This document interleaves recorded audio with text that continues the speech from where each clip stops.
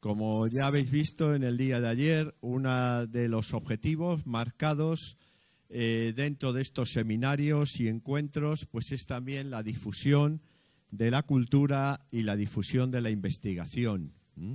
Pues bien, hoy desde Funderética y desde el Departamento de Filosofía Jurídica de la UNED queremos participar presentando en la presentación de dos obras. Para la primera tenemos con nosotros a don José Luis Pareja, antropólogo social y director del Centro Residencial para Personas Mayores Nuestra Señora del Perpetuo Socorro de Santa Fe, Granada. Desde aquí ya quiero aprovechar a saludar a todos los miembros de todos los profesionales de esta residencia que se han desplazado y que están con nosotros estos días, muchos de ellos miembros del Comité de Ética Sociosanitaria con el cual participa también Funderética. Pues, José Luis, tienes la palabra para presentar. Muchísimas gracias, Rafa, por la invitación, en este caso, además de hacia esta obra de los cuadernos de ética en clave ciudadana, pues a la reseña necesaria y obligada de sus autores, en este caso en concreto, pues de Elisa Marco Crespo y de Enrique, que como entiendo permitirás que te llame Quique, que es posible, ¿no?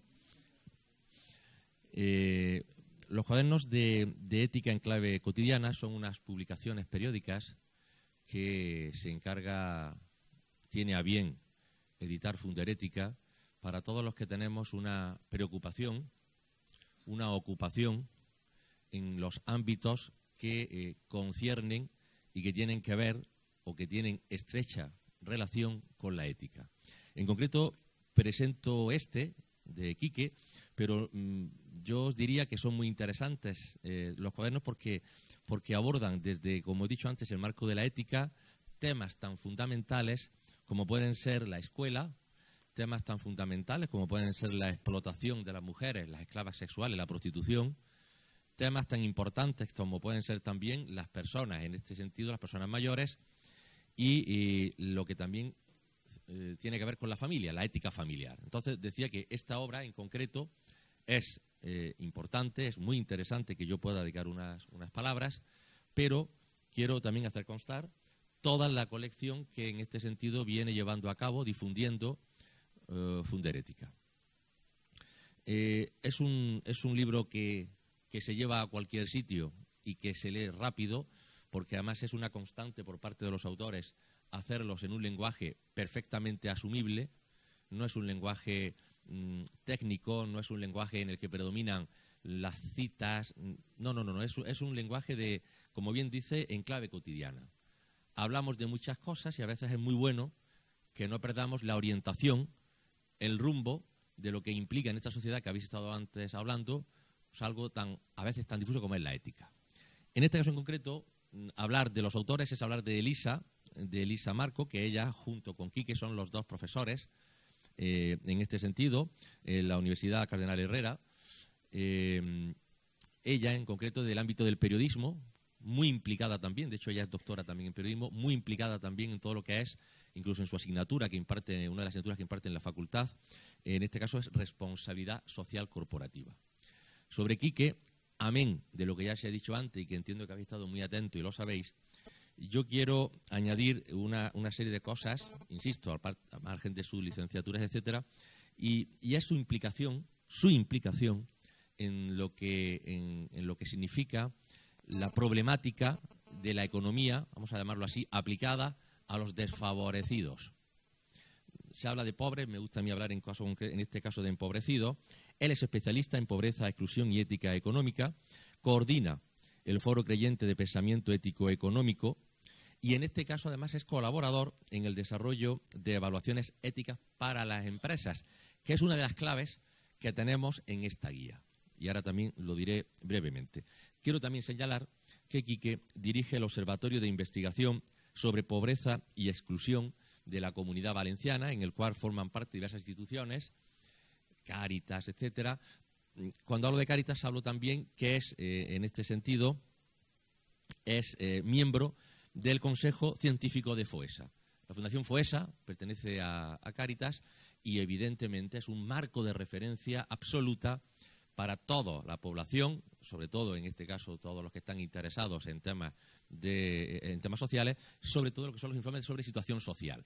FOESA elabora, y os invito también a que veáis los informes tanto a nivel general, el FOESA, como los que son de grupos concretos, y él forma parte de ese consejo. Y por supuesto tengo que decir también que además es el director de investigación y publicaciones, en este caso de la Fundación Europea para el Estudio y la Reflexión Ética, Funderética, donde él coordina estos cuadernos de ética en clave cotidiana.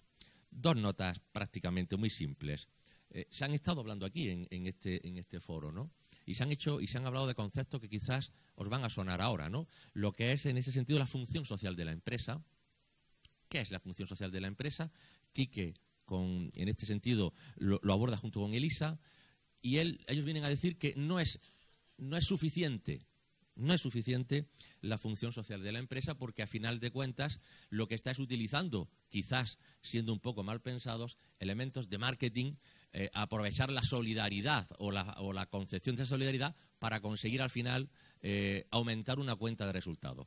Y entonces ellos son osados en estos tiempos y van más allá, ¿no? Utilizando la base de lo que es la doctrina social de la Iglesia, que es muy avanzada, pese a lo que algunos puedan pensar en el ámbito de situaciones sociales.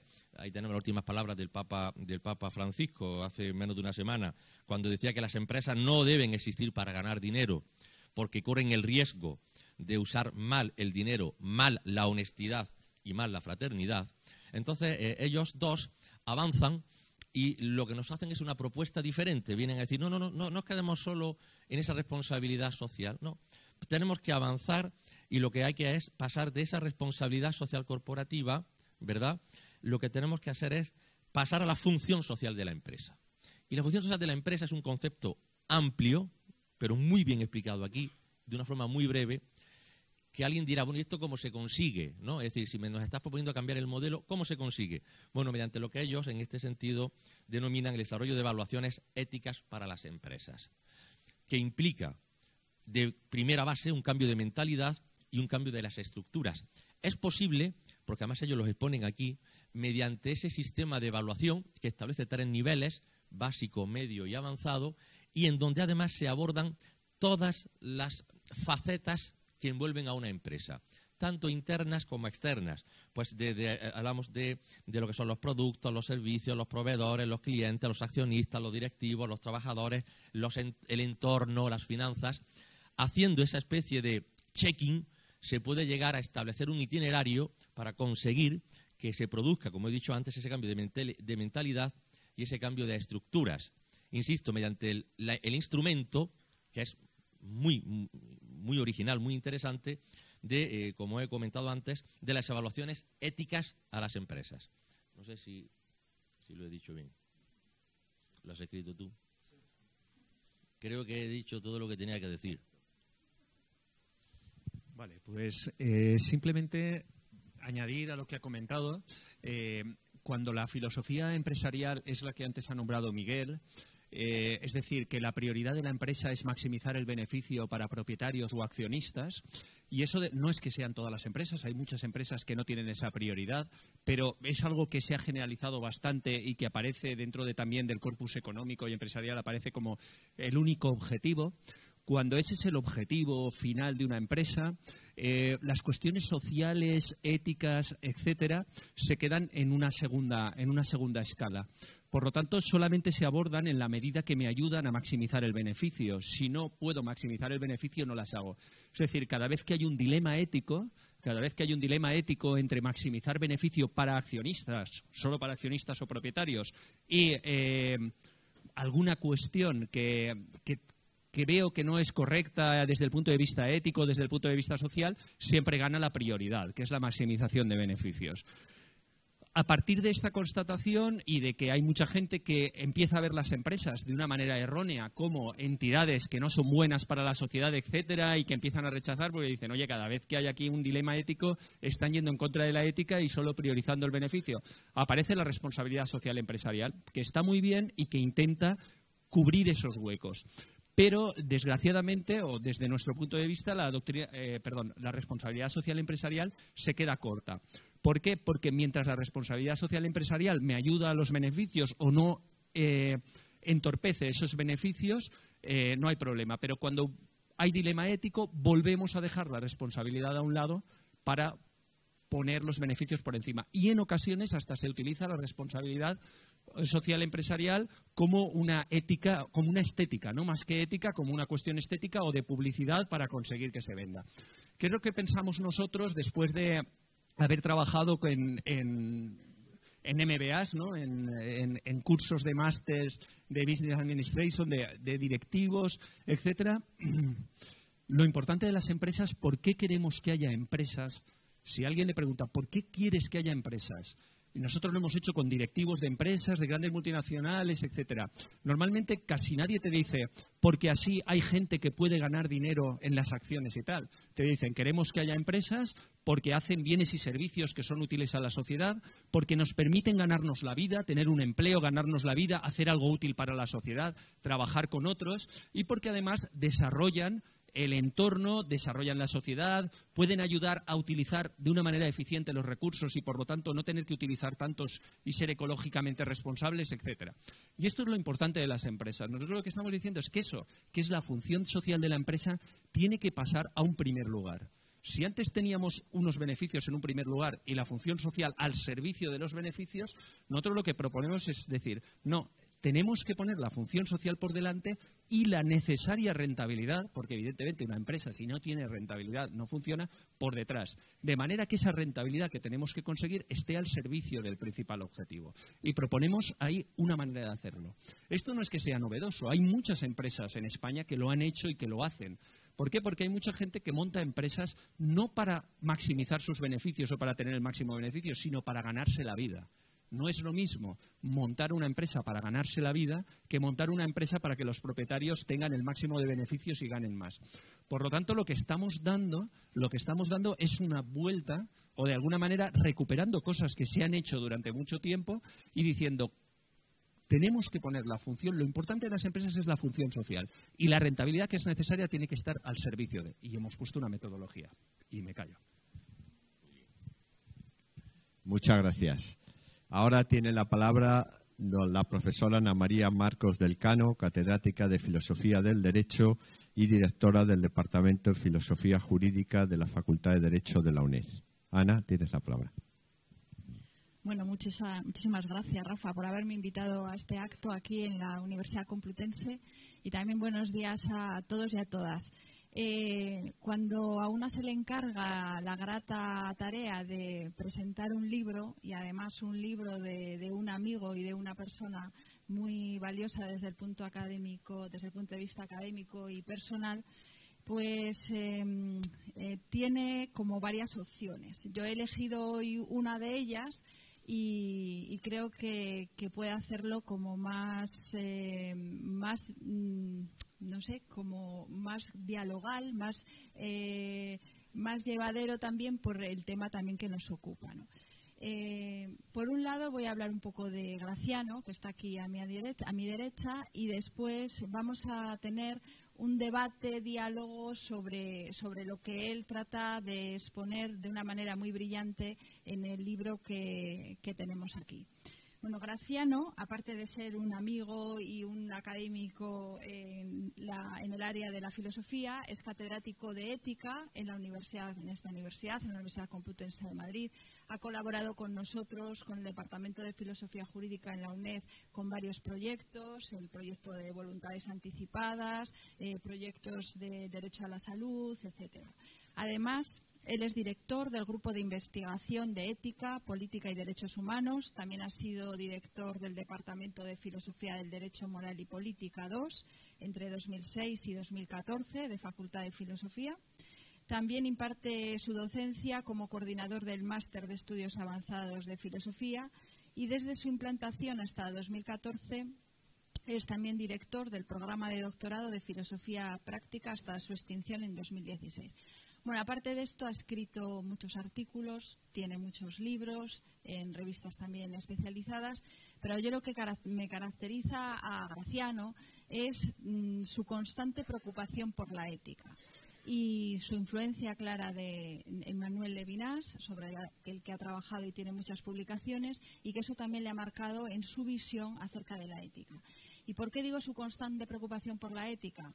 Porque ha sabido en toda su carrera profesional ajustar la ética a las preguntas que la sociedad y la tecnología, en este caso, y la medicina, ha ido cuestionando a la ética.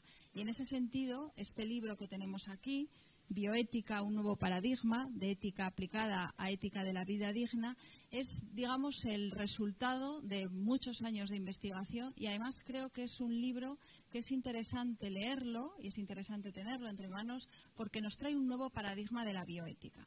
Yo cuando hablo siempre de bioética y sobre todo cuando hablo a los alumnos de medicina, que supongo que muchos de los que están aquí son de medicina y también de derecho, siempre empiezo por una cuestión muy obvia, que es ¿por qué la ética o por qué la moral?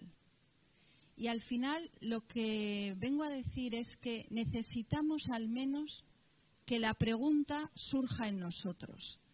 La pregunta no ya por lo científico, por el diagnóstico, por el tratamiento, sino la pregunta por la acción humana, la pregunta por nosotros mismos. Y la pregunta no en el sentido profesional, sino la pregunta más allá incluso del sentido profesional que podía recogerlo, por ejemplo, los códigos deontológicos. ¿Por qué la necesidad de la pregunta? Pues en este mundo en el que los robots son ya una realidad, y sobre esto también voy a hablar con Graciano, es importante retomar lo más humano, la condición humana que también se hablaba aquí anteriormente. Y lo más humano es que podamos ajustar nuestra conducta a una moral que es propia, que es subjetiva, que es autónoma, como decía Kant. Y eso lleva una tarea de reflexión y eso lleva también una pregunta: ¿por qué estoy haciendo yo cada día? Una moral en el sentido de ajustamiento de nuestra conducta a una reflexión. Pues bien, en el campo de la medicina, esta pregunta no es nueva. Ya el juramento hipocrático estableció el no matarás, el no dañarás, el harás el bien, en el siglo, creo, V antes de Cristo, ¿no? Pero hoy en día eso se torna más difícil. ¿Por qué? Por el avance de las nuevas tecnologías en el campo de la medicina y de las ciencias de la salud. Y en ese sentido es importante que esas preguntas que ya contestara en su día Aristóteles, como nos dice Graciano en este libro, en su Ética a Nicómaco, se preguntaba ya por la práctica sanitaria, es importante que hoy nos hagamos esas preguntas desde el nuevo contexto en el que estamos viviendo. Y esas preguntas nos las tenemos que hacer nosotros, no otros, no los que vivieron en el siglo V a.C., sino hoy. Y para eso creo que es muy importante que esto que estamos aquí hablando lo hagamos con profundidad y con reflexión y con conocimiento también de todas las tradiciones. En ese sentido, el nuevo paradigma que nos trae aquí hoy Graciano es un paradigma que supera la bioética clásica o la bioética de primera generación, como él dice en su libro, que es la bioética de principios, que surgió en 1978 con los principios famosos de la bioética del informe Belmo. Los clásicos principios de beneficencia, de no maleficencia, de autonomía y de justicia. Pues bien, esos principios se han tornado en algunas situaciones inservibles. ¿Inservibles por qué? Porque no hay criterios para discernir cuando esos principios colisionan entre ellos, cuando hay conflictos entre ellos. Y en ese sentido, Graciano nos trae aquí un nuevo paradigma, que es lo que llama el paradigma de la bioética, ética con mayúsculas, y la bioética de la vida digna. Trae en su libro todo un planteamiento de las categorías que ya se han reconocido a lo largo de la historia, como la autonomía, la sabiduría práctica, la vida digna, la dignidad y, sobre todo, el principio de responsabilidad aplicado a esta nueva situación, que nos trae un nuevo modelo de afrontar los problemas y las preguntas que no solamente están en la práctica clínica, sino también en lo que nosotros estudiamos como bioderecho, en los conflictos también jurídicos que se plantean ahí. Y en este sentido quería hacerte varias preguntas. La primera sería, bueno, la primera es decirte que me ha gustado mucho que el título es el contenido del libro. Es decir, se ajusta perfectamente el título a lo que nos vamos a encontrar después en el libro. Y segundo, ¿qué entenderías tú? Porque me ha parecido muy importante el tema de la sabiduría práctica. Es decir, ¿qué entiendes por sabiduría práctica aplicado al tema de la bioética? Bueno, buenos días. Gracias por invitarme tanto a la Fundación Tejerina como a Funderética. Y bueno, y gracias también a Ana porque se ha leído el libro, que ya es mucho, ¿no? Y tal.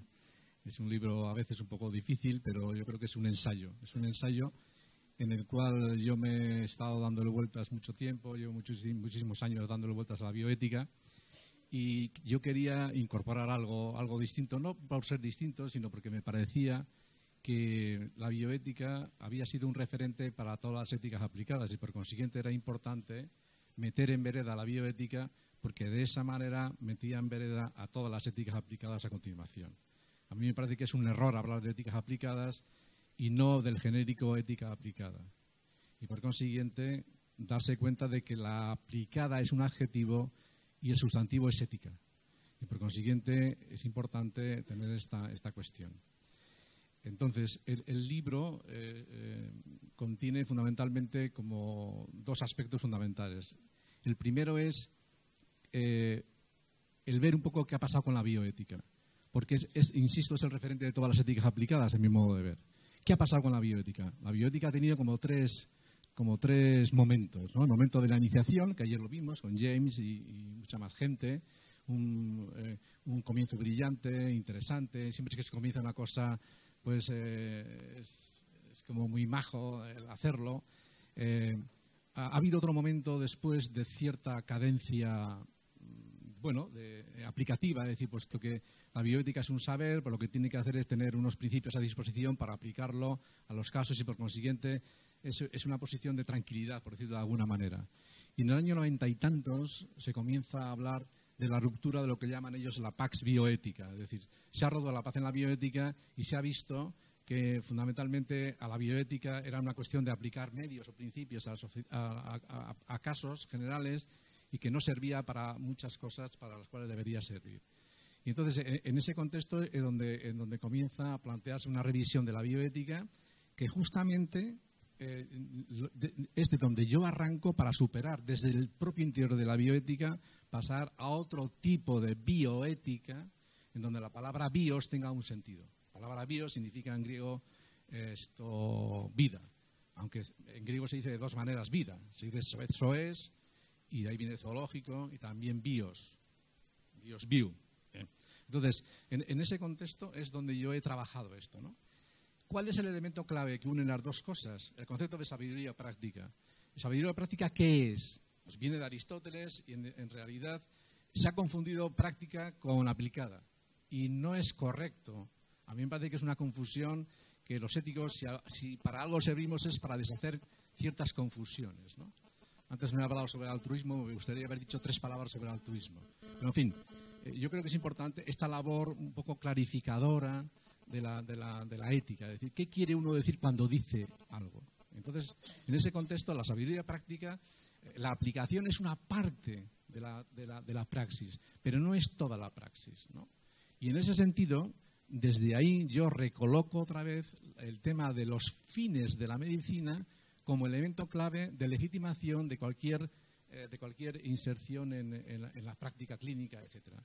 Y por consiguiente, en ese sentido, hablar de fines de humanización me lleva a hablar de vida digna. Y por eso el concepto de dignidad y tal, que no quiero hablar de él, porque para no invadir el terreno de Javier, que hablará de dignidad, pero es un elemento clave de aquí. Y después de una serie de categorías distintas que reemplazan a los principios. Muy bien, bueno, pues por razones de organización tengo que resumir todas las preguntas en una, entonces vamos a ver cómo lo hago.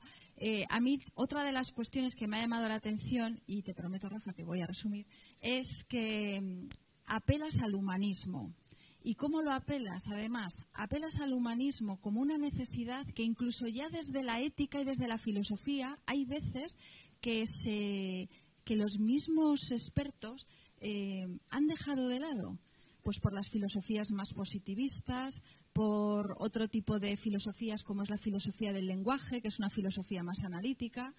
Y en cambio el humanismo revierte otra vez en la pregunta sobre qué es el hombre, y precisamente no viene desde el foro de la ética o de la filosofía, sino que nos lo traen los tecnólogos, nos lo traen muchas veces los médicos, y tú apelas ahí, hay que volver a repensar qué es el hombre. Hay que saber qué es el hombre, precisamente para no confundir el hombre con lo que pueden ser dentro de 2 días los cyborgs, los robots, y que muchas veces estos van a tener que realizar funciones, no digamos ya pues los coches sin conductor, que dentro de 2 días tienen que estar tomando decisiones morales, y quien ha programado eso son tecnólogos. Y para programar esos coches y esos robots han tenido que hacerse preguntas que se hace el ser humano y han tenido que meterse en el campo de la ética. Pues bien, yo te preguntaría varias cosas. Uno, ¿cómo traer otra vez el humanismo como base de una fundamentación de la bioética? ¿Qué entiendes tú también por la responsabilidad que tanto apelas en el campo de la bioética? ¿Cómo se positivizaría ese humanismo hoy? ¿Qué entiendes también por otra de las cuestiones que traes, que es la relacionalidad? La relacionalidad es básica, sobre todo en la bioética, cuando hablamos de una relación médico-paciente, una relación que por principio es asimétrica, pero que el mismo Levinas decía que no puede haber relaciones éticas en las que haya relaciones de poder. Entonces yo te diría, corto, humanismo, responsabilidad y relacionalidad para fundamentar la bioética. Bueno, esto es el libro, o sea que voy a hacer una cosita muy pequeña. No, nada. El tema del humanismo es una especie como... es un tema esquizofrénico, es decir, en el sentido de que mientras los filósofos nos lo hemos cargado desde la posmodernidad, de repente los tecnólogos están recuperándolo constantemente. Los médicos hablan de humanización de la medicina, cualquier tipo de tecnología sabe que cualquier de las TIC o de las BIC, el referente fundamental son los derechos humanos, que es un referente del humanismo, etcétera, ¿no? Entonces, ¿qué hemos hecho los filósofos? Pues de repente nos hemos quedado fuera de plazo, fuera del terreno, ¿no? Entonces, yo creo que ahora estamos en el transhumanismo y en el poshumanismo. Pero en realidad, si os fijáis bien, la palabra humanismo no desaparece. Y esto es interesante, porque entonces quiere decir que en alguna medida toda la crítica heideggeriana, que voy a decir una barbaridad, a mí me parece que uno de los culpables del abandono del humanismo es Heidegger, entre otros, todo el problema de la recuperación del humanismo, desde mi punto de vista, se concentra en una frase de Levinas, que también vivía ese aspecto de crítica de la posmodernidad, y decía, el problema del humanismo es justamente el no haber sido suficientemente humano. Y por consiguiente hay que darle vueltas a eso para que eso siga adelante, ¿no? Porque los fines son fines de humanización. Y esa es un poco la cuestión, ¿no? Entonces, reconstruir esa idea de humanismo sin que sea esencialista, etcétera, pues requiere un esfuerzo que a lo largo del libro se ha planteado ahí, ¿no? El referente fundamental del humanismo es la categoría dignidad, ¿no? Y por consiguiente, en ese sentido, el humanismo en cierta medida remite a la dignidad, tiene que ser reconstruida la dignidad en términos muy concretos, o sea, porque el problema de estas palabras que acaban en "az" es que son demasiado abstractas y hay que deconstruirlas, como decía Derrida, y por consiguiente darles un nuevo contenido. Hoy la dignidad se trabaja en otras claves, ¿no? Y en el plan de la actitud personal, el referente clave es la responsabilidad. Hacerse responsable de tener que responder de mí ante los demás, a mí me parece que concreta fundamentalmente el tema de la relacionalidad y el tema de la responsabilidad. Y se convierte por eso, la responsabilidad, no en un principio de la ética, sino que la responsabilidad está en el principio de la ética. Y eso es un poco el contenido del libro, y donde remite un poco las categorías de vida sana, vida buena, vida digna, que es un poco donde se debería construir la bioética. Debería construir la bioética. Debería construir la bioética. Debería construir la bioética. Debería construir la bioética. Debería construir la bioética. Debería construir la bioética. Debería construir la bioética. Debería construir la bioética. Debería construir la bioética. Debería construir la bioética. Debería construir la bioética. Debería construir la bioética. Debería construir la bioética.